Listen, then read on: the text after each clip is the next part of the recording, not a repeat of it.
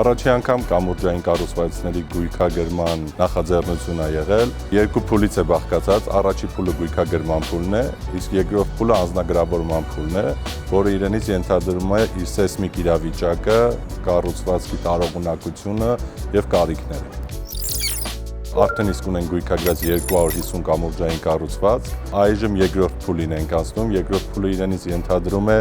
այդ գույքագրված կամուրջային կառուցվածքների տեղբնութագրերը։ Ունենք եւս մեկ ծրագիր, կամուրջների եւ կամուրջային կառուցվածքների շահագործման եւ պահպանման ծրագիրը, որի արդյունքում կատարում ենք թե դեֆորմացիոն կարերի վերանորոգում,